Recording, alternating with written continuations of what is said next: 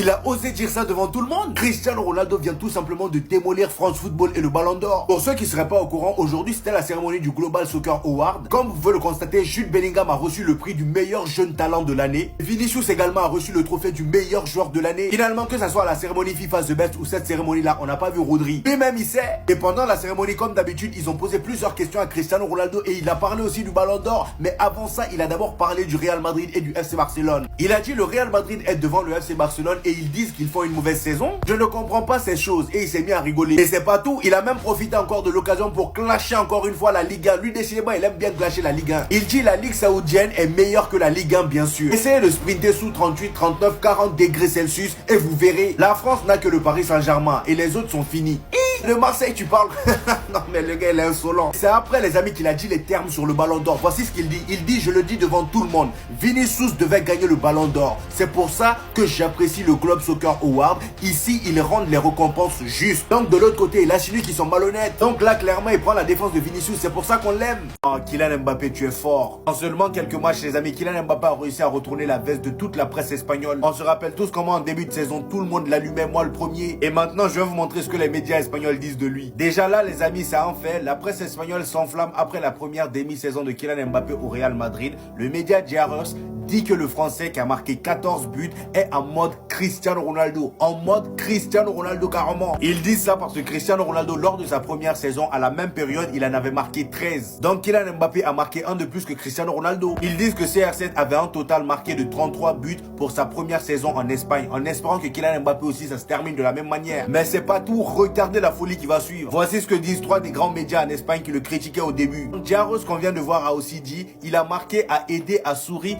et s'est amusé. En résumé, il s'est reconnu lui-même dans le miroir. Et il y a le média Marca qui a dit après le dernier match du Real Madrid, Kylian Mbappé a activé le mode bête en réalisant son meilleur match. Et pour terminer, El País España, ils disent, il termine 2024 en relevant la tête après 4 mois coincés dans un tunnel que personne n'arrivait à déchiffrer. Donc voilà, comme quoi il faut toujours être patient. On a été trop pressé. En même temps, c'est le Real Madrid. Nous, on n'a pas le temps. Voilà, quand tu viens, tu brilles direct. Heureusement que là, Kylian Mbappé s'est retrouvé. J'espère qu'il va continuer comme ça parce que là, c'est encore trop tôt de trop vite parler aussi. Mais ce qui est sûr, c'est qu'il y en a beaucoup qui sont remontés dans le train Kylian Mbappé. Moi-même, je suis devant. Voilà, avec une doudoune, une veste, bien au chaud. Le jour où il va commencer à foutre la merde, là, vous inquiétez pas, je vais redescendre le prochain arrêt.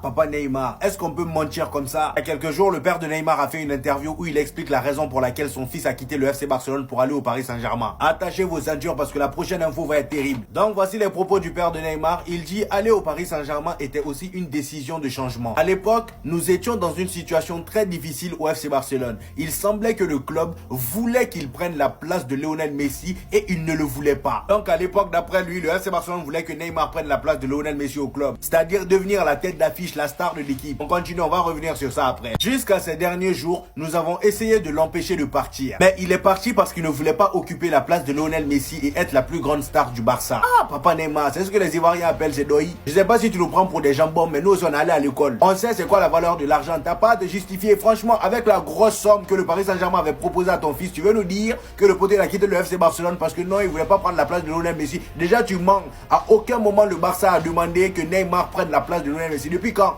Lionel Messi, même à cette époque-là, qui pouvait même s'asseoir à côté de lui? C'est vrai que Neymar était fort, oui, mais à aucun moment, voilà, le Barça aurait même rêvé de mettre Neymar à la place de Lionel Messi. Même si c'était vrai et que Neymar est venu au Paris Saint-Germain pour avoir son club à lui, comment ça se fait qu'il a milité après pour que Lionel Messi le rejoigne là-bas aussi? Toi, tu quittes un club où tu es dans l'ombre de quelqu'un qui s'appelle Lionel Messi. Tu pars dans un autre club et tu milites pour que ce dernier-là te rejoigne là-bas aussi. C'est quelle histoire ça? Si oui, je sais que Lionel Messi n'aurait jamais quitté le FC Barcelone s'il n'y avait pas eu des soucis financiers. Papa Neymar, revois ton histoire là, on n'est pas un CM2 ici, on comprend tout. L'argent, franchement, tu vas pas nous mentir.